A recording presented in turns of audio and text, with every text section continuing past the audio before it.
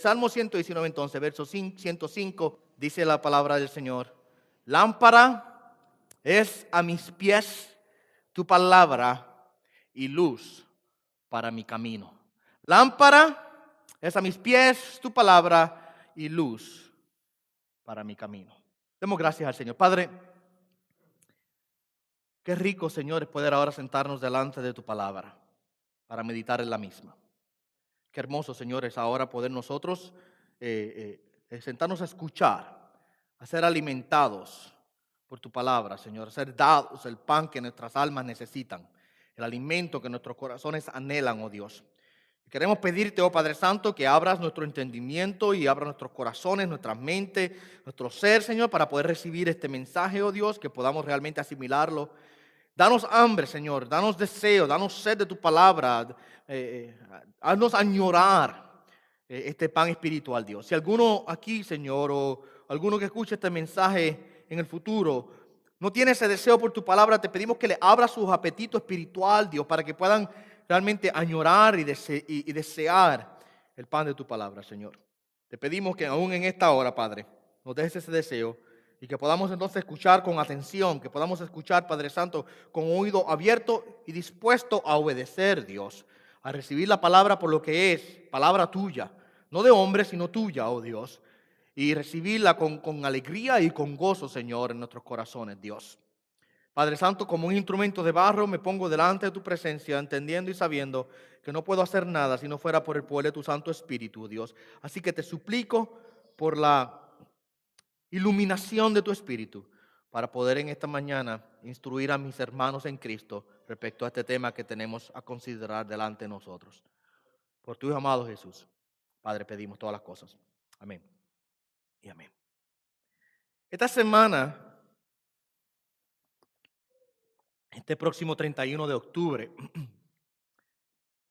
muchas personas celebran el día de Halloween. Dentro de la fe reformada celebramos el día de la Reforma.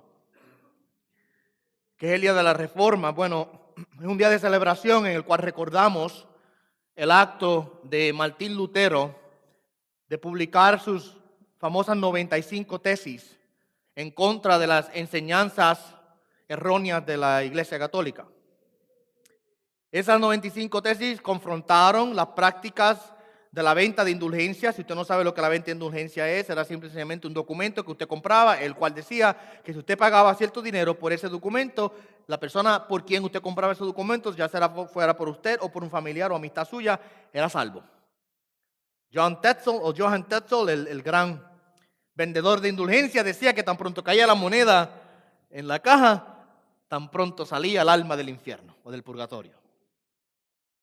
El evangelio de la prosperidad existía aún en aquel tiempo. Por dinero vendían la salvación a la gente. En medio de eso, un monje católico, a través de años de estudio, llega a un entendimiento centrado y verdadero de la salvación, de la justificación por la fe, la salvación por la gracia de Dios, de nombre Martín Lutero. Y después de años de estudio, él no pudo sostener más y quiso hacer público su posición respecto al error de la venta de indulgencias, lo cual comienza entonces un debate teológico, enciende una chispa y es lo que se conoce como el inicio de la Reforma. Y por eso celebramos el Día de la Reforma. El día 31 de octubre de 1517 fue el día en que Lutero hizo pública sus 95 tesis. Y nosotros este año literalmente estamos celebrando 500 años desde ese evento. 500 años desde ese evento. De la Reforma, del tiempo de la Reforma hacia acá, surgieron una serie de doctrinas que se resumen como las 5 solas. 5 doctrinas que aunque los reformadores realmente no las organizaron de esta manera, ellos solamente las estaban enseñando, luego los que vinieron luego de ellos le dieron más organización a las doctrinas y las sistematizaron un poco, resumieron lo que los reformadores enseñaban. Nosotros las conocemos hoy día como 5 solas porque son 5 fundamentos bien básicos para la fe nuestra. Déjenme repasársela, quizás algunos de ustedes la sepan, solamente quiero dársela, porque en esta mañana voy a plantarme en una de esas 5. La primera es sola gratia, eso es del latín, sola gratia o solo por gracia si lo traducimos al español. Y lo que quiere decir o lo que enseña es que somos solamente salvos por gracia y que esa gracia es inmerecida, como bien se define lo que gracia es un don inmerecido, y que es libre y que es soberana. Dios derrama su gracia y da su gracia a quien Él quiera dar su gracia. Sola gratia o solo por gracia. Sola fide o solo por fe, es la traducción al español del latín, que lo que dice es que la fe que es puesta en Jesucristo, así bien recibida y reposada en Cristo, y la justicia que viene a través de esa fe, es la única manera que nosotros podemos ser justificados, es el punto, es a través de la fe. La fe en Cristo y la justicia perfecta de Cristo, nosotros recibimos justificación delante de Dios. Justificación es otra forma de decir que somos declarados inocentes, somos declarados rectos delante de Dios. ¿Cómo puede el hombre presentarse recto delante de Dios? Solamente a través de la fe puesta en Jesucristo. Así cuando decimos sola fide, estamos hablando, o solo por fe, estamos hablando que no hay obra que nos salva, solamente es la fe en Cristo Jesús lo que nos puede salvar. Otra de las solas es solus Christus, o traducido del latín al español es solo por Cristo, solo a través de Cristo. Y lo que quiere decir o lo que esta doctrina enseña es que hay un solo mediador, hay un solo salvador, hay una sola persona a través de quien nosotros podemos acercarnos a Dios y ser salvos, y ese es el hombre Dios o el Dios hombre, Cristo Jesús, el Hijo de Dios que se hizo carne, y solamente Él solamente puede darnos salvación. Eso se contrapone en contra de las enseñanzas de la Iglesia Católica que enseñaban que el Papa era el vicario de Cristo. La palabra vicario quiere decir el sustituto o el representante de Cristo. Y le asignaban al Papa y a los santos y a los sacerdotes y a todas estas personas cierto poder salvífico. Le asignaban a las tradiciones de la iglesia, a las costumbres y a diferentes prácticas cierto poder salvífico o dispensaciones de gracia. La palabra nos enseña claramente a nosotros que solamente hay uno. Nadie más, solamente hay uno que a través de quien podemos ser salvos, y ese es solamente Cristo. Otra de las solas es soli Deo gloria.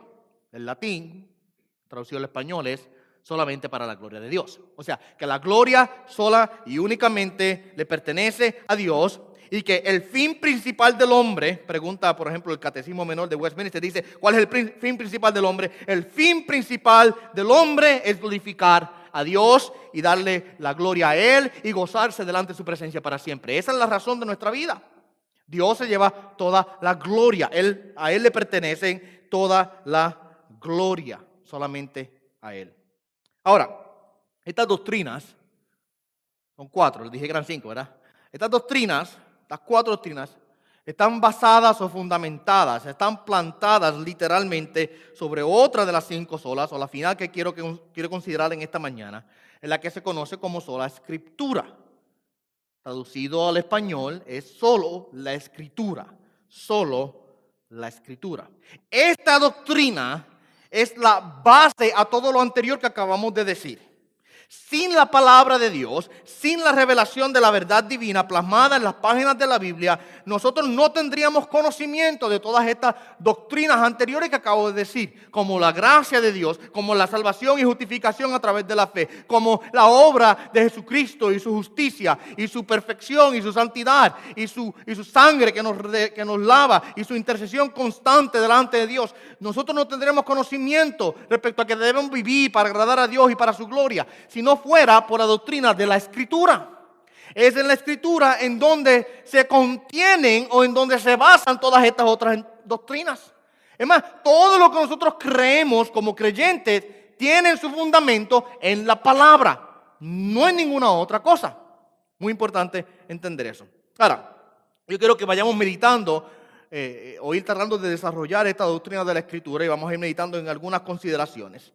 Lo primero que quiero que consideremos es lo siguiente: la palabra siempre ha tenido o ha estado atada, debo decir, a la salud espiritual, y ha tenido un efecto positivo en el pueblo de Dios.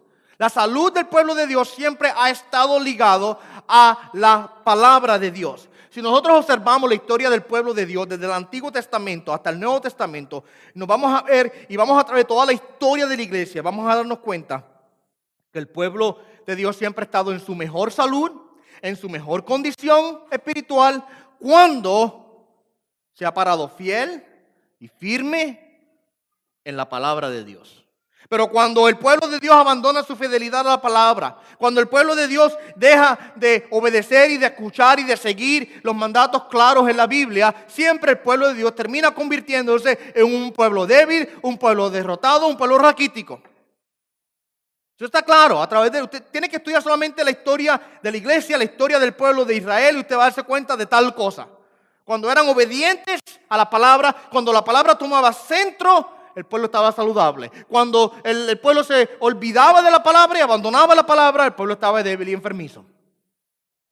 Y aún más, si usted estudia esos momentos en la historia de la iglesia, en donde han surgido avivamientos, en donde han surgido tiempos en los cuales la iglesia, como que hay un despertar grande en medio de la iglesia, y usted va y busca de dónde es que surgió, de dónde es que vino, va a darse cuenta que todos estaban ligados a un regreso o un retorno a la autoridad de la palabra. Es cuando la iglesia retorna a la palabra, cuando la iglesia toma seriamente la doctrina de la palabra y toma la palabra como la fuente, única fuente de verdad sobre la cual ellos se sostienen o se paran y están firmes. La iglesia siempre ha habido un despertar grande en medio del pueblo. Los resultados son realmente, debo decir, extraordinarios cuando la iglesia toma la palabra de manera seria y fiel. Y no nos debe sorprender tal cosa, si la palabra misma da testimonio de tal cosa. ¿Ustedes se recuerdan cuando Moisés ya llegó su tiempo final y Josué le tomó ahora tomar la posición de líder del pueblo? En el capítulo 1 de Josué, Dios le está hablando con Josué y le está dando instrucciones a él. Mira lo que dice el verso 7 y 8. Dios le dice a Josué: solamente sé fuerte y muy valiente. Cuídate de cumplir toda la ley que Moisés mi siervo te mandó. No te desvíes de ella ni a la derecha ni a la izquierda, para que tengas éxito donde quiera que vayas. Este libro de la ley no se apartará de tu boca, sino que meditarás en él día y noche. ¿Cuándo? Día y noche, para que cuides de hacer todo lo que en él está escrito, porque entonces harás prosperar tu camino y tendrás éxito. Cuando el pueblo de Dios toma a la palabra y la hace central dentro de su vida, de manera individual cada persona y de manera corporativa en la congregación, los resultados son extraordinarios. La salud del pueblo de Dios, mi amado hermano, se hace evidente. Miren, en la historia del pueblo de Israel hay una historia bien interesante. Usted sabe que ellos pecaron constantemente en contra de Dios y eventualmente Dios tuvo que castigarlos. Uno de los castigos que Dios envía, o el castigo principal que Dios envía, es el exilio, en donde Dios permite que pueblos ajenos, gentiles, como Babilonia, por ejemplo, vinieran a Israel y sacaran a los israelitas de su nación y se los llevasen de manera exiliado a otros pueblos, a otras naciones. Eventualmente, Dios obra para que ellos puedan regresar a su pueblo y puedan reconstruir la ciudad de Jerusalén que había sido destruida. Nehemías fue una de las personas que Dios utilizó dentro del pueblo de Israel para reconstruir la ciudad. Y en el capítulo número 8 del libro de Nehemías encontramos una historia bien interesante, en donde el pueblo se reúne. Mira lo que dice el verso 1. Se reunió todo el pueblo como un solo hombre en la plaza. Cuando dice como un solo hombre, quiere decir todos juntos, todos unánimes, un mismo pensar. Que estaba delante de la puerta de las aguas, y pidieron al escriba Esdras que trajera el libro de la ley de Moisés que el Señor había dado a Israel. ¿Qué está pasando? El pueblo se reúne y le dicen al escriba, que también era sacerdote. Los escribas eran los que guardaban los rollos. Ellos los que tenían la responsabilidad. Se le llama escriba porque era literalmente, le cogían y copiaban y escribían la palabra. No había imprenta, no había máquinas copiadoras, y la única forma de tener copias de la Biblia era tomando un rollo ya escrito y cogiendo uno vacío e ir copiando de un lado al otro. Y Esdras era una de esas personas. Y él tenía bajo su potestad el rollo de la ley, la palabra de Dios. Coge el pueblo, se reúne, llaman a Esdras y le dicen: trae la ley, trae la palabra. Verso 2. Entonces el sacerdote Esdras trajo la ley delante de la asamblea de hombres y mujeres y todos los que podían entender lo que oían, en el primer día del mes séptimo. Y leyó el libro frente a la plaza que estaba delante de la puerta de las aguas, desde el amanecer hasta el mediodía, en presencia de hombres y mujeres y de los que podían entender. Y los oídos de todo el pueblo estaban atentos al libro de la ley. Estaban escuchando lo que se estaba diciendo. Estaban prestando Atención. Y allí estaba Esdras, en medio del pueblo, dice el verso 4, que estaba en un estrado de madera. Yo creo que ahí es la primera referencia bíblica a un púlpito, en donde él estaba más arriba que los demás. El verso 5 dice, y abrió Esdras el libro a la vista de todo el pueblo, pues él estaba más alto que todo el pueblo, y cuando lo abrió, todo el pueblo se puso en pie. Entonces Esdras bendijo al Señor, y el pueblo respondió, amén, mientras alzaban las manos. Después se postraron y adoraron al Señor rostro en tierra. ¿Usted ve lo que está ocurriendo? El pueblo le pide a Esdras, el escriba, el sacerdote, léenos la palabra. Queremos escuchar la palabra. Mira lo que Esdras hace desde el amanecer hasta el mediodía. No una lectura corta como hacemos aquí los domingos de 2 minutos. No, toda la mañana leyéndole la palabra al pueblo, haciéndole entender la palabra al pueblo. Mira lo que dice el verso 8. Y leyeron en el libro de la ley de Dios, traduciéndole y dándole el sentido para que entendieran la escritura. Estaban explicándole al pueblo lo que quería decir. ¿Y cuál fue el resultado? Lo vemos ahí claramente en el verso número 5 y verso número 6. Verso 6 específicamente, Esdras adora al Señor y el pueblo responde, amén. Y levantaron sus manos al cielo en adoración. Luego postraron sus rostros en el suelo en humillación. ¿Cuál es el resultado de la centralidad de la palabra en medio del pueblo? Un pueblo que ahora adora y añora a su Dios. El punto es que cuando el pueblo toma seriamente la palabra y le da el lugar que la palabra realmente merece, el resultado, mi amado hermano, es hermoso. Nuestra salud incrementa, nuestra salud espiritual incrementa. Es por eso que muchas veces cuando muchas personas me preguntan, me dicen que están débiles espiritualmente hablando, mi primera pregunta es: ¿dónde está tu vida devocional en la palabra y en la oración? La mayor parte de las veces, no todo el tiempo, pero la mayor parte de las veces, las razones por las cuales estamos débiles es porque quizás hemos dejado de comer el alimento espiritual que nos da las vitaminas que necesitamos. Usted sabe que físicamente hablando, usted deja de comer, probablemente tengamos que ir al hospital a visitarlo a usted, para que el doctor le tenga que poner en sueros y todas esas otras cosas. Espiritualmente hablando, usted deja de alimentarse, es lo mismo. Es lo mismo. Y es por eso, ¿sabe qué? Que el punto principal de ataque de parte de Satanás siempre ha sido aquí. Siempre ha sido aquí. Como la palabra tiene tal efecto en el pueblo de Dios, como la palabra tiene tal efecto de salud, de avivamiento, de proveer vida, de dar a las personas esa salud espiritual y al pueblo esa salud espiritual que necesitan, Satanás siempre, desde el principio, ha estado atacando aquí, en este punto específicamente. Vaya a ser huerto de Edén, por ejemplo. ¿Qué hizo Satanás? Su método principal en contra del pueblo de Dios siempre ha sido buscar confundir al pueblo de Dios y atacar la suficiencia de la palabra de Dios. Siempre ha sido así. Él siempre ha obrado tratando de tomar la palabra de Dios y plantar duda en la mente del pueblo de Dios respecto a esa palabra, o tratar de decirle al pueblo: la palabra no es suficiente, necesitas otras cosas más. Y Satanás siempre trabaja de esta manera. En Edén, ¿qué fue lo que hizo? ¿Cuáles fueron las palabras, las primeras palabras que salen de la boca de la serpiente? La primera pregunta que encontramos en la Biblia: ¿acaso Dios ha dicho?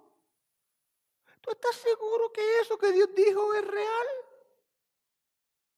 Dios había dado claramente instrucciones, Dios había dado una revelación.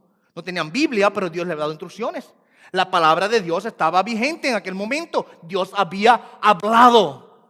Dios le había dicho a Adán, Dios le había dicho a Eva: esto es como funciona de esta manera, haz esto, no hagas lo otro. Y ese árbol que está ahí, no lo toques, no coman de él. De los demás puedes comer, pero de ese no comerás. La palabra de Dios estaba viva en medio de ellos. Dios se la había revelado, y porque ellos estaban en un estado de inocencia y perfección, tenían comunión constante con Dios, y esa revelación que Dios le había dado a ellos estaba vigente en sus corazones. ¿Y qué es lo primero que Satanás hace? Con que Dios ha dicho. ¿Tú estás segura, Eva, que eso es así como es? ¿Sabe qué? Muchas personas piensan que Satanás ataca a la iglesia a través de enfermedades o persecuciones. Usted sabe que es así. Ay, tengo un medio de un ataque. Mucha gente dice. Me siento con un dolor aquí en la espalda. El diablo me está atacando. En el trabajo tengo un ataque porque el jefe me está dando duro.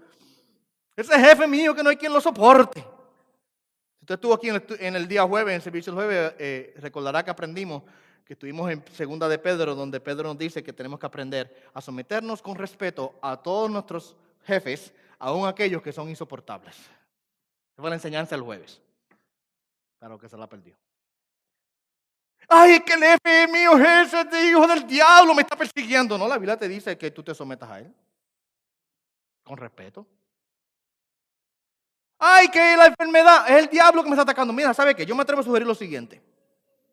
Que tales cosas, más que ser un ataque del enemigo, son en realidad herramientas divinas para producir madurez en nuestras vidas. No son ataques de Satanás, aunque quizás Satanás es el instrumento de ataque. Vemos eso claramente en la historia de Job, ¿o no? En donde Dios permite que Satanás vaya y toque a Job. Tocó sus propiedades, tocó su familia, tocó su cuerpo. Dios lo permitió. Satanás hizo tal obra. Pero ¿quién le dio permiso? Dios le dio permiso, número uno. ¿Y con cuál propósito? Con bendecir a Job fue el propósito. Porque ahora Job al final dice, yo de lejito te había escuchado, pero ahora te he visto con mis ojos. Ahora te conozco más, Dios. Te comprendo más. Dependo más de ti. Reconozco quién realmente eres. Así que cuando vienen todas esas situaciones difíciles a la vida nuestra, no venga a decir, es que el diablo salte del medio mío, porque es que ese diablo Dios lo reprenda. Aprende a decir, Dios, muéstrame cómo a través de esta situación tú vas a hacerme crecer. Hazme crecer, hazme madurar. Les recomiendo a ustedes eso. La realidad es que no son ataques de Satanás, aunque Satanás quizás sea el instrumento de ataque, el instrumento de la aflicción, la persona que está envuelta, pero son con el propósito para los hijos de Dios madurar y crecer en el Señor. ¿Por qué digo esto? Porque muchas personas se ven en situaciones así y dicen, es Satanás el que está atacando, y creen que los ataques del diablo a la iglesia son a través de ese tipo de eventos. Yo les digo, no, el ataque de Satanás más fuerte, el ataque más serio del enemigo en contra del pueblo de Dios es precisamente cuestionar o adulterar de una manera u otra la palabra de Dios. Porque si él toma al pueblo de Dios y logra hacer que duden de la palabra y logra hacer que ellos cuestionen la autenticidad, veracidad y autoridad de la palabra, ya tiene la mitad de la batalla gana. Y si usted va y busca, mi amado hermano, las denominaciones que existen hoy día, muchas de ellas, las cuales hoy día aún llamándose iglesia, niegan el evangelio, niegan la deidad de Cristo, niegan la eficacia de la cruz de Cristo, niegan todas las doctrinas básicas del evangelio. Dicen ser iglesia, pero son tan liberales, mi amado hermano, como si no las fueran. Busque a ver dónde comenzó tal enfermedad, si no fue en el momento en que la denominación comenzó a decir, bueno, la palabra no hay que tomarla tan seriamente. Si no fue en el momento en que comenzaron a cuestionar la validez, la autoridad de la palabra. Esa es la forma en que Satanás siempre ha atacado al pueblo de Dios, llevando al pueblo de Dios a dudar la palabra de Dios. Y es ahí donde la Reforma Protestante, para darle un poquito de historia a ustedes, jugó un papel central. La Reforma Protestante, iniciada en el tiempo de Martín Lutero, se reconoce a Martín Lutero como el personaje principal que la inició, aunque hubo unos precursores a Martín Lutero, años antes de Lutero hubo otras personas que comenzaron, pero no tuvieron el efecto en gran escala que Lutero tuvo. Y por eso reconocemos a Lutero como realmente el primero, el pionero de la Reforma. Lo que él y otros reformadores hicieron fue simple y sencillamente volver a la iglesia a la palabra, o puedo decir volver la palabra a la iglesia. Que la palabra jugase un lugar central una vez más dentro de la vida de la iglesia. La iglesia católica en aquel tiempo, mi amado hermano, tenían doctrinas de hombre, tenían tradiciones de hombre, instituidas por el Papa y los sacerdotes, y dentro de todo eso los reformadores se levantan para defender, que eso es lo que fue la reforma, una defensa de la autoridad de la palabra. Los reformadores se levantaron en contra de la posición de Roma de aceptar la Escritura, pero también algo más. Las Escrituras más las tradiciones de la iglesia. La Escritura más las jerarquías eclesiásticas. La Escritura más los concilios. La Escritura más el Papa. Pero los reformadores dijeron, no, es solamente la Escritura. Y sobre ese fundamento es que toda la reforma protestante fue impulsada y fue levantada.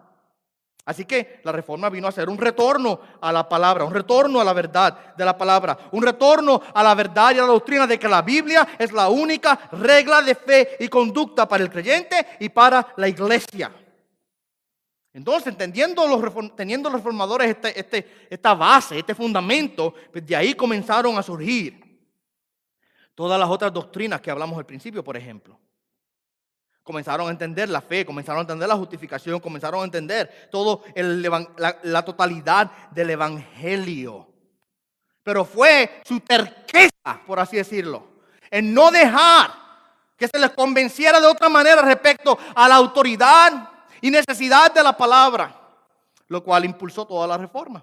Martín Lutero, él fue llevado a juicio, por ejemplo. Lo trajeron para que se retractara de todo lo que él había dicho y enseñado.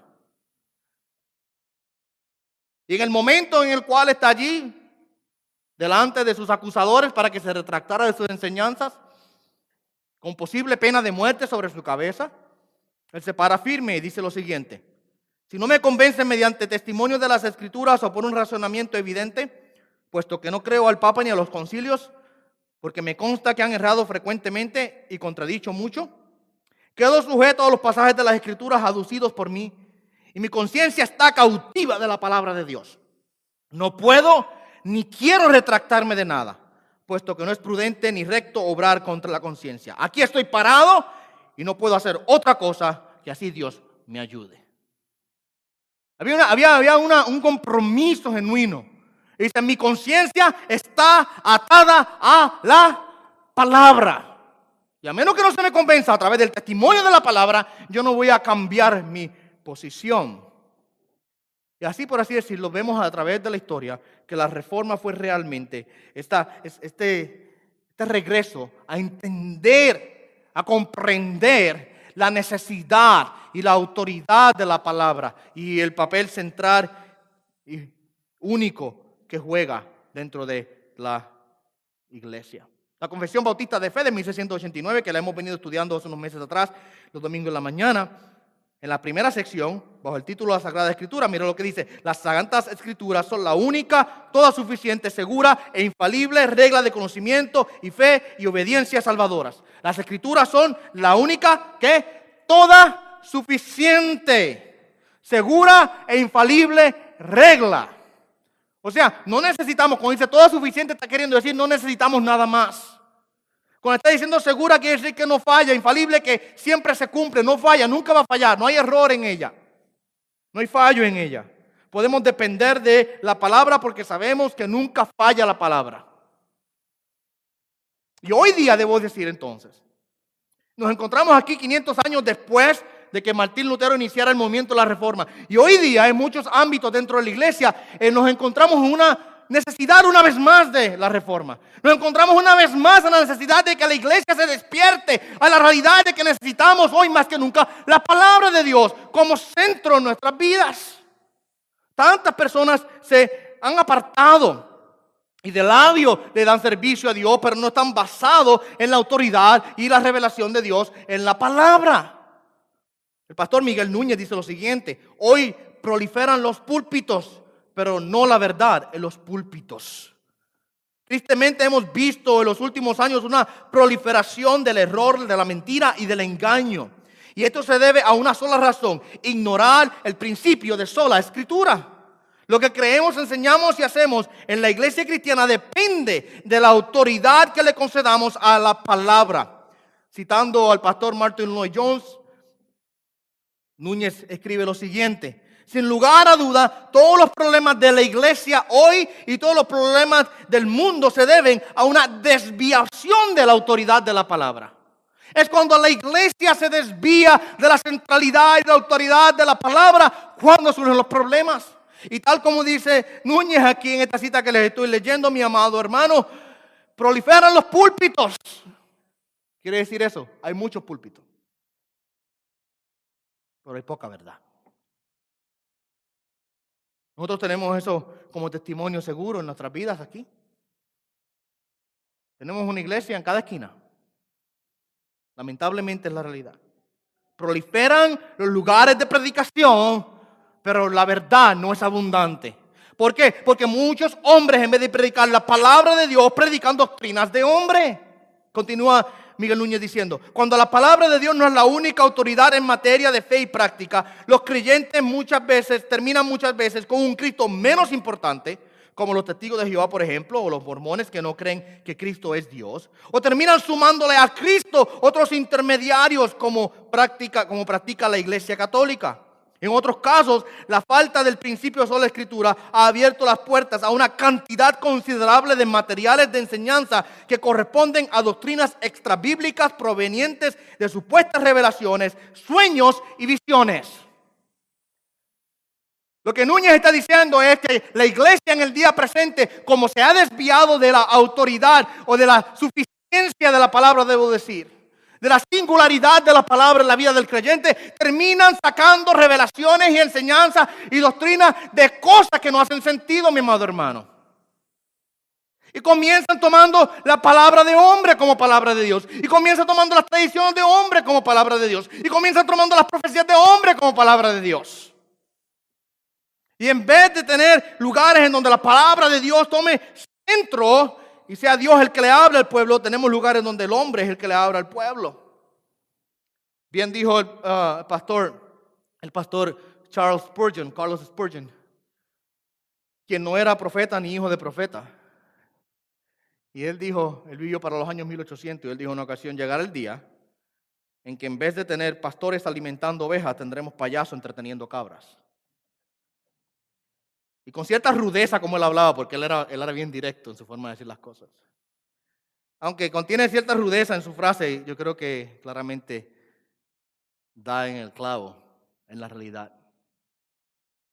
Cuando la palabra de Dios se echa hacia un lado, lo que terminamos, mi amado hermano, es con simplemente tonterías.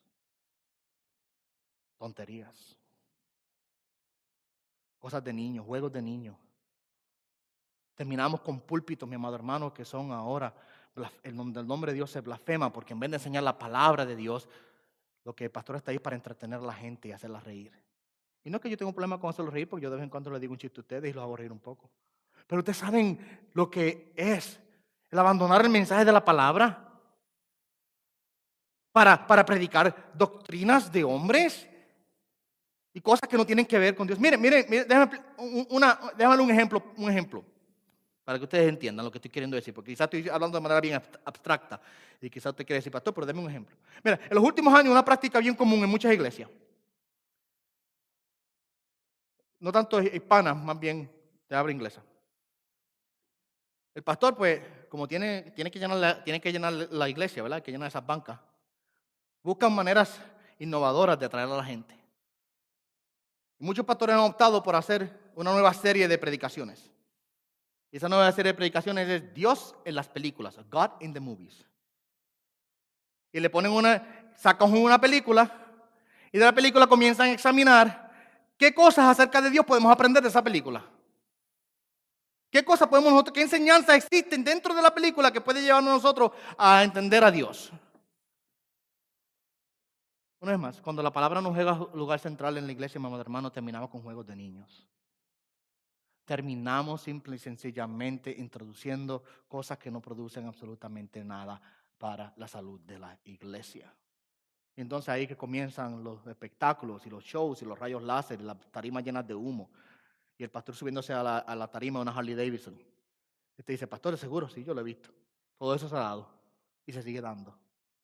Pastores que se creen estrellas de rock cuando están supuestos a ser siervos que predican y enseñan la palabra al pueblo de Dios. Todo porque se abandona la centralidad de la palabra. Cuando nosotros nos congregamos, mi amado hermano, nos congregamos alrededor de la palabra. La palabra tiene centro y venimos a la palabra, y por eso comenzamos el culto leyendo la palabra y seguimos el culto leyendo la palabra y terminamos el culto predicando la palabra, porque es lo que tiene centro en nuestra vida. Es el llamado de la iglesia. Ahora, yo quisiera que nosotros considerásemos, o meditásemos en algunas consideraciones e implicaciones de esta doctrina sola escritura, ¿ok? Y voy a ir por diferentes lugares, así que traten de seguirme. Si la palabra es realmente autoridad sobre la iglesia, yo creo que debemos considerar entonces la fuente de la palabra. ¿De dónde viene? Vamos a hacer esa pregunta. ¿De dónde viene la palabra? ¿De dónde surge? ¿Quién es la fuente? Ustedes saben la contestación, pero vamos a examinarla bíblicamente. Segunda de Pedro, capítulo 1, verso 20 y 21. Pedro escribe lo siguiente, dice: pero ante todo esto sabed que ninguna profecía de la Escritura es asunto de interpretación personal. Pues ninguna profecía fue dada jamás por un acto de voluntad humana, sino que hombres inspirados por el Espíritu Santo hablaron de parte de Dios. Muy importante que entendamos lo que estos dos versos nos quiere decir. Número 1 dice, la Escritura no tiene interpretación personal, no son de interpretación personal. Me llama la atención que hay tantas personas hoy día que a veces en los estudios bíblicos o en diferentes contextos, para mí ese texto significa, y a mí no me importa lo que el texto significa para ti, a mí lo que me importa es lo que el texto significa. Y esa actitud que yo con la cual acabo de hablar debe tenerlo usted también. Cuando alguien le diga, a mi opinión, no vamos a dar opiniones, vamos a ver lo que el texto quiere decir. A mí eso me habla de esta manera. No, yo quiero saber lo que el texto quiere decir. El texto tiene solamente un significado. Aunque puedan haber diferentes aplicaciones, solamente tiene un significado. También aquí Pedro nos dice a nosotros, segundo, que la palabra tiene proviene de revelación divina, una procedencia divina. Mira lo que dice: ninguna profecía jamás fue dada por un acto de voluntad humana. Esto no surge en el hombre, no fue por un acto de voluntad humana, sino que ¿de dónde viene? De parte de Dios, sino que hombres inspirados por el Espíritu Santo hablaron de parte de Dios. Es Dios utilizando a hombres, y ese es el milagro de la inspiración, que vamos a hablarlo ahora en un segundo. En donde Dios inspira, pero el hombre escribe con sus distinciones escriturales y gramaticales y ortográficas y la forma de construir sus oraciones y párrafos. Pablo escribe como Pablo, Juan como Juan, Pedro como Pedro, mas era Dios inspirándolo a través de su Santo Espíritu. Usted puede darse cuenta, si usted lee a Pablo, usted lee a Juan, usted va a darse cuenta que escriben de diferentes maneras. No son iguales en su forma de pensamiento. Mas, sin embargo, es el Espíritu Santo el que está hablando a través de ellos. Y usted se va al Antiguo Testamento, es la misma cosa, a través de los libros de los profetas, etcétera, etcétera, etcétera. Dios utilizando a hombres para traer la revelación divina de parte de Él mismo. ¿A través de qué? Del Espíritu Santo, por inspiración del Espíritu Santo. Así que la fuente de la palabra de Dios y el modo a través del cual Él nos trajo la palabra es la inspiración. Y plantémonos ahí por un segundo. Dios es la fuente y la forma en que Él la trajo es la inspiración. Pablo, hablándole a Timoteo o escribiéndole a Timoteo en 2 de Timoteo 3:16, dice: toda escritura es inspirada por Dios y útil para enseñar, para reprender, para corregir, para instruir en justicia. La palabra griega aquí, teutopenustos, quiere decir literalmente respirado por Dios. Cuando dice toda escritura es inspirada por Dios, esa palabra inspirada del griego debe traducirse como respirado, como aliento, como un soplo de vida. Me encanta en inglés. La versión en inglés dice God breath. Dice toda la escritura es God breath. Es respirada por Dios. Literalmente es como un surgir desde dentro, del mismo ser de Dios. Surge de dentro de Él. Es un suspiro, es un respiro de Dios que el Espíritu Santo produce. Me llama también la atención el hecho de que en el principio Dios creó al hombre del lodo de la tierra, del polvo de la tierra. Y no fue hasta que Dios sopló en él aliento de vida que el hombre fue un ser viviente. Y Dios sopló en el hombre. Antes de eso era simple un cuerpo. Pero dice la palabra, y Dios sopló en el hombre y fue el hombre un ser viviente. Y siempre he pensado que debe haber un paralelo entre esa realidad de que Dios sopló en el hombre aliento de vida y la realidad de que la palabra es nuestra palabra de vida porque fue soplada por Dios.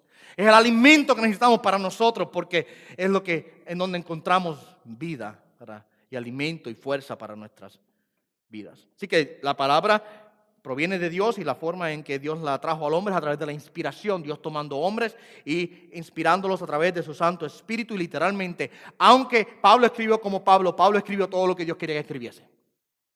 Y de esa misma manera Juan y Pedro y los otros apóstoles y aún en el Antiguo Testamento. ¿Ok? Lo cual ahora me lleva a ver la función de la palabra. Mira lo que dice Pablo, ahí una vez más en 2 Timoteo 3:16. La palabra es inspirada y es útil. Útil para enseñar.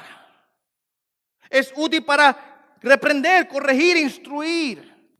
En el verso 15, el verso anterior, Pablo le dice a Timoteo: tú desde tu niñez has sabido las escrituras, las cuales te pueden dar la sabiduría que te llevan a la salvación mediante la fe en Cristo Jesús. Tú has conocido las escrituras, las cuales te llevan a creer en Jesús para que seas salvo. Romanos 10:17 dice: la fe viene por el oír, y el oír por la palabra de Dios, la palabra de Cristo. Y solamente somos salvos a través de la fe, así que podemos concluir que la palabra es útil para llevarnos a la salvación. La palabra produce salvación en el creyente. No solamente produce salvación inicial, sino que produce santificación continua. La palabra nos salvan y también nos santifican o nos disipulan, nos guían. Y es el punto que Pablo hace aquí en 2 Timoteo 3:16. La palabra de Dios es inspirada, útil para enseñar, reprender, corregir, instruir en justicia, con el fin, verso 17, de que el hombre de Dios sea perfecto, equipado para toda buena obra. Todo lo que yo necesito para ser una persona que agrada a Dios, que obra para Dios, que vive para Dios, está contenido dentro de las páginas de la palabra. No necesito ninguna otra cosa, todo está aquí. La palabra es útil para enseñar, o sea, dar la doctrina correcta, la verdad, el contenido. Para reprender, confrontar el error y traer convicción a la persona. Corregir o enderezar el camino e instruir en justicia, entonces demostrar por dónde deben ir caminando. Andar por el camino correcto. La palabra es útil para tal cosa y la palabra es útil para que el hombre de Dios sea perfecto, equipado para toda buena obra. Yo no necesito nada más que la palabra para vivir una vida que agrade a Dios. Por eso es que Cristo en Juan 17, verso 17, orándole al Padre, le dijo: santifícalos en tu verdad, tu palabra es verdad. ¿Okay? Así que la palabra tiene una función muy importante dentro de nuestras vidas. ¿Okay? Otra cosa que quiero que consideremos respecto a la palabra es la finalidad de la misma. Vamos a decir de la finalidad de la palabra. ¿Okay? ¿Qué quiero decir con eso? Que está completa, lo que quiero decir. La palabra está completa. No hay nada que añadirle. Nada que añadirle. No le falta nada. Lo que Dios quería revelarnos, nos lo reveló en la palabra. ¿La palabra contiene todo lo que podemos conocer acerca de Dios? La respuesta a eso es no. Porque Dios es infinito. Y todo lo que podemos conocer acerca de Dios, necesitaríamos infinitos libros para poderlo escribir. Mas, sin embargo, la palabra contiene lo que Dios quería que nosotros conociésemos acerca de Él. Y por tal razón, el contenido de la palabra es suficiente para nosotros y para conocer a Dios. Es suficiente, no necesito nada más fuera de la palabra para conocerlo a Él y vivir una vida que le agrade a Él. Por tal razón, la palabra está terminada. Hay una finalidad en la palabra, está completa, no hay que añadirle absolutamente nada. Y somos recordados de tal cosa en el libro de Apocalipsis, que fue el último libro de la Escritura en ser escrito. Juan escribe el libro de Apocalipsis al final del primer siglo. Él era el último de los apóstoles que quedó con vida. Y allá en el capítulo número 22, cerrando el libro, dice: yo testifico a todos los que oyen las palabras de la profecía de este libro. Si alguno añade a ellas, Dios traerá sobre ellas las plagas que están escritas en este libro. Y si alguno quita las palabras de esta profecía, Dios quitará su parte del árbol de la vida y la ciudad santa descritos en este libro. Hay una advertencia seria a aquellos que se atrevan a añadir o quitar a la palabra de Dios. Por eso es que entonces, cuando hablamos de sola escritura, no solamente hablamos de sola escritura, estamos hablando de toda la escritura. Nuestra responsabilidad entonces es buscar entender y comprender y enseñar toda la palabra de Dios. Toda la palabra. Por eso yo predico la manera que predico con ustedes. Yo sé que a algunos de ustedes les tomó un tiempito ajustarse el estilo de predicación expositiva secuencial que yo hago los domingos. Yo tomo un libro de la Biblia y voy predicando pedazo por pedazo. Una de las razones por la cual yo hago tal cosa es porque la única manera, la única forma en la cual yo puedo asegurarme de que eventualmente en 30, 40 o 50 años después de estar pastoreando aquí en esta iglesia, yo haya predicado todo el consejo de Dios, es siguiendo pedazo por pedazo y enseñándole a ustedes la palabra. No tengo otra manera de hacerlo. Tomando la Biblia y pedazo a pedazo, porque no puedo enseñarle a ustedes los 66 libros una mañana. en un domingo, imposible, ni en un año tampoco. Y si quiero ser fiel al Señor y darle a ustedes todo el consejo divino para que cuando algún día yo esté delante de la presencia de Dios pueda dar cuentas a Dios de que hice mi trabajo de manera fiel, la forma en que lo hago es abro la Biblia, leo la Biblia y explico la Biblia. Y así voy, a cantito o a pedacito, poco a poco, sin prisa. Juan, llevamos ya para 3 años en Juan. Cumplimos ahora, si usted no lo sabía, en Juan, Evangelio de Juan, en enero ahora cumplimos 3 años. Y todavía voy por el capítulo 17. Y me falta todavía hasta el 21. Me faltan unos cuantos capítulos. Quizá me tome un año malo que lo termino completo. No hay problema. Yo se lo dije a ustedes cuando empezamos, ¿se recuerdan, verdad? Mano, con paciencia, porque cogerlo Juan nos va a tomar 3 o 4 años. ¿Verdad que sí? Es la forma en que lo hago porque no tengo otra manera de asegurarme que le estoy enseñando a ustedes toda la palabra de Dios, que es mi responsabilidad, toda la palabra de Dios. Sí, cuando decimos que la Biblia es final y completa, demanda entonces de nosotros enseñar toda la palabra y solamente la palabra. Muchas personas hoy día comienzan a depender de otras fuentes de revelación extrabíblicas. Cualquiera que usted quiera darle nombre.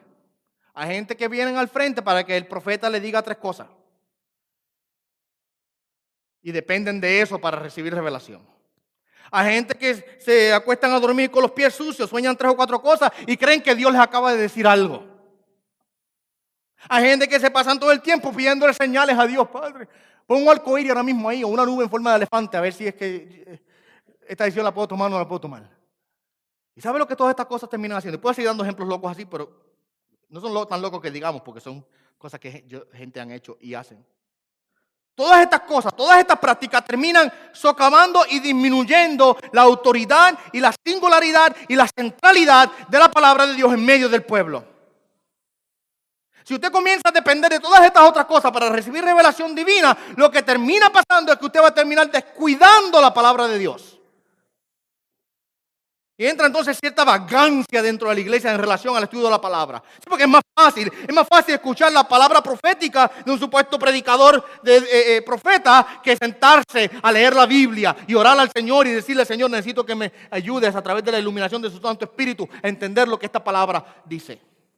Es más fácil, mi amado hermano, yo buscar revelaciones extrabíblicas que sentarme a quemarme las pestañas, como decimos nosotros, a leer, estudiar, escudriñar la palabra, a ir pedazo por pedazo, palabra por palabra si es necesario, y pedirle a Dios en oración que nos ayude a entender la palabra. Es más fácil.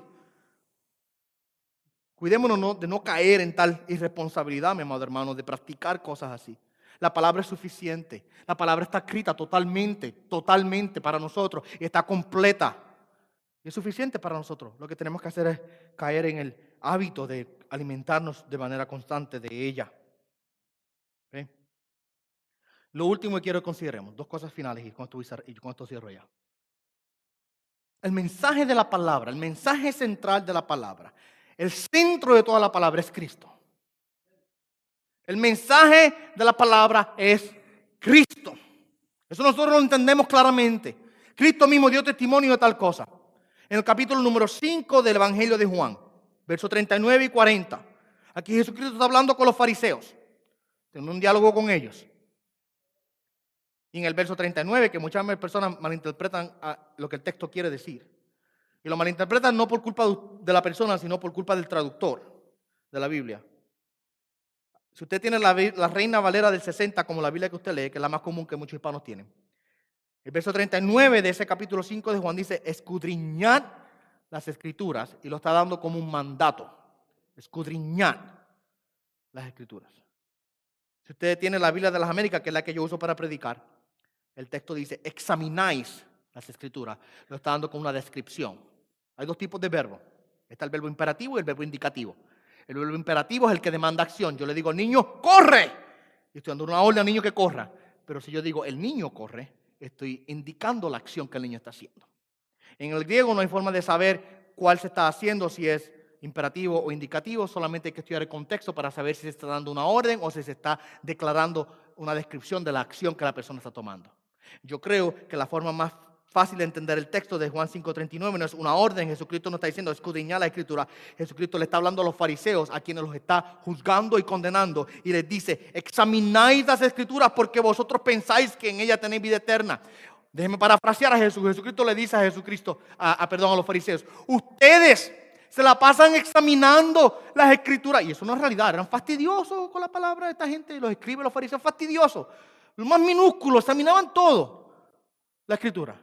Jesucristo dice: ustedes se la pasan examinando la Biblia para arriba y para abajo, día y noche, porque ustedes creen que en ella ustedes encontrarán la vida eterna. Y Jesucristo dice: y ellas son las que dan testimonio de mí, mas sin embargo ustedes no quieren venir a mí para tener vida.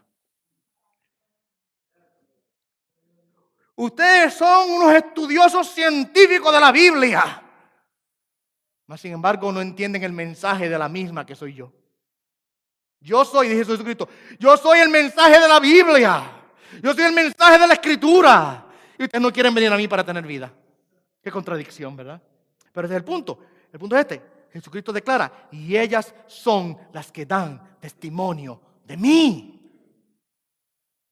El mensaje de la Biblia es Cristo. Lucas 24:27. Conocemos la historia. Esto ocurrió después de la resurrección. Camino de Emaús, 2 discípulos van caminando lamentándose porque Jesucristo había muerto y ellos no sabían que había resucitado todavía. Y van allí llorando uno al otro: ay, bendito Señor, se nos murió, ¿qué vamos a hacer ahora? Y Jesucristo viene ahora en su cuerpo resucitado y se les para al lado y comienza a andar con ellos. ¿Qué pasa con ustedes? ¿Qué es lo que les está ocurriendo? ¿Por qué ustedes están pasando por esta tribulación? Y ellos comienzan a decirle: ay, que se murió Jesús y todas estas cosas. Y Jesucristo comienza a hablarle. Los reprende, hasta los reprende. Ay, ustedes no tienen entendimiento. Comienza a hablarle. Mira lo que es el verso 27, Lucas 24. Y comenzando por Moisés y continuando con todos los profetas, les explicó lo referente a él en todas las Escrituras. Y comenzando con Moisés y continuando con todos los profetas, les explicó lo referente a él en todas las Escrituras. Cristo es el centro de la palabra. El mensaje de la palabra es Cristo. Parafraseando al pastor Spurgeon una vez más, él les solía decir: ¿no hay Cristo en tu mensaje, hombre? Pues vete a tu casa y no prediques más hasta que no tengas algo que valga la pena escuchar. Cristo es el mensaje que baña toda nuestra enseñanza. Él es el mensaje central de la Biblia. Y por eso es que Él toma central en todo lo que hacemos, todas las enseñanzas, todas las predicaciones. Es Cristo, Él es el mensaje. Y como Cristo es el mensaje de la palabra y tenemos una responsabilidad de predicar a Cristo, entonces por ende tenemos la obligación de predicar ¿la qué? La palabra. Cristo le dijo a los discípulos: id y hacer discípulos a todas las naciones, enseñándoles que guarden todo lo que yo les he dicho, todos mis mandamientos. Dentro de la gran comisión está incluida la necesidad de la palabra. No podemos hacer gran comisión sin la palabra. No podemos predicar el evangelio sin la palabra. No podemos predicar a Cristo sin la palabra. Como iglesia nunca cumpliremos nuestra comisión de enseñar el evangelio si no estamos plantados en este libro, mi hermano. Si no estamos plantados en la palabra, no tenemos mensaje. No tenemos mensaje. Predicamos a Cristo y por tal razón predicamos la palabra. Un paréntesis rápido. Por eso es que a la hora de evangelizar a alguien, tu testimonio personal respecto a tu conversión es secundario y muchas veces insignificante. Es secundario y muchas veces insignificante. ¿Por qué? Es secundario porque el mensaje primordial es Cristo. Y es muchas veces insignificante porque quizás la situación en la que tú te encontrabas se aplica solamente a ti y la persona con quien estás hablando puede estar pensando: ¿pero y qué a mí? Esa es tu vida personal y la mía. Así que es secundario e muchas veces insignificante. Cuando vamos a testificar, mi amado hermano, cuando vamos a hablar o evangelizar a alguien, ¿qué hacemos? Hablamos de Cristo y lo llevamos a la palabra y le enseñamos la palabra y le testificamos de la palabra porque es el mensaje de Cristo que se encuentra en la palabra que nosotros tenemos que enseñarle a la persona para que creyendo ese mensaje de Cristo puedan venir en fe a Él y entonces ahora ser salvos. La forma de yo de evangelizar a alguien siempre va a ser y siempre será a través de la palabra. Y por eso es que nuestra responsabilidad es de predicar la palabra, mi amado hermano, constantemente y todo el tiempo. Por eso Pablo le dice a Timoteo, en 2 Timoteo 4, verso 1, te encargo solemnemente en la presencia de Dios y de Cristo Jesús, que ha de juzgar a los vivos y a los muertos por su manifestación y por su reino. Predica la palabra. Pablo está haciendo un tipo de juramento aquí. Cuando se iba a juramentar a alguien en aquel tiempo se llamaban testigos, para que delante de esos testigos el juramento fuera validado. Y Pablo dice a Timoteo, te encargo solemnemente, te estoy juramentando, Timoteo, en la presencia de Dios, en la presencia de Cristo, y a la luz de la manifestación y la venida pronta de Cristo Jesús en su reino. Ahí están los testigos que Pablo está utilizando para juramentar a Timoteo. Que prediques la palabra. Enseña la palabra, predica la palabra, plántate ahí, no te desvíes de ahí. Mira lo que le dice, insta a tiempo y fuera de tiempo. ¿Qué quiere decir eso? Mira, cuando te quieran escuchar y cuando no te quieran escuchar, es lo que quiere decir. Cuando la gente estén dispuestos, aun cuando no están dispuestos. Lo que quiere decir es esto, hay veces en la vida de la iglesia, en la vida de la historia de la iglesia, han habido tiempos en los cuales el ser predicador era algo importante. Era popular. La gente quería escuchar. Y usted decía, vamos, el predicador tal viene a predicar, enseñar la palabra, y la gente quería venir a escuchar. Pero luego hay otros tiempos en la historia de la iglesia en los cuales el ser predicador no es algo muy popular, que digamos. Prefieren taparse los oídos. Prefieren ir a los conciertos quizás o a las actividades más de entretenimiento que sentarse una hora bajo la instrucción de un maestro de la palabra. Pablo dice a Timoteo, predica a tiempo y fuera de tiempo. Cuando te quieran escuchar, cuando sea popular que predique, y cuando no te quieran escuchar. No importa. Constantemente predica la palabra. Y estamos en ese tiempo, mi hermano. En un tiempo en el cual los oídos de las personas se apartan de la verdad, se vuelven a mitos, porque no soportan la sana doctrina. Y teniendo comezón de oír, o queriendo que le hagan cosquillas a los oídos, otra forma de decirlo, se acumulan para sí maestros que les prediquen cosas de acuerdo a sus propios deseos. Y eso se da mucho en el tipo de iglesia que le dice a usted, venga, que Dios te quiere próspero. Venga, que Dios te quiere rico. Son simples maestros que han sido acumulados por los mismos miembros de la iglesia que le prediquen de acuerdo a los deseos del corazón. El mensaje del evangelio de la prosperidad, del falso evangelio de la prosperidad es del mismo diablo, mi amado hermano. Porque solamente el diablo ofrecería aquello que puede condenar al hombre como un modo de salvación, el dinero. ¿Cuánto le dan gracias al Señor en esta mañana? Demos gracias al Señor y así nos preparamos para el último himno que vamos a entonar. Padre, te damos gracias, Señor, por tu amor y por tu misericordia. Te damos gracias, Señor, por la revelación de tu palabra. Te damos gracias, Señor, que tú nos has instruido de esta manera en esta mañana, Señor. De la necesidad que tenemos, Señor, de ser criaturas de tu escritura. De ser personas que dependamos de manera constante en tu palabra, Señor. Ayúdanos, Dios, a poder depender más de tu palabra, a tener más deseo de tu palabra, a querer vivir por ella y para ella, a alimentarnos más de ella, oh Dios. Ayúdanos, Señor, a poder ser hermanos en Cristo, que vivamos plantados siempre en la palabra, que nuestra iglesia sea siempre una iglesia plantada en la palabra. Señor, que nos regocijemos y añoremos y deseemos constantemente tu palabra, Señor. Te rogamos estas cosas, Padre, por tu amado Jesús. Amén y amén.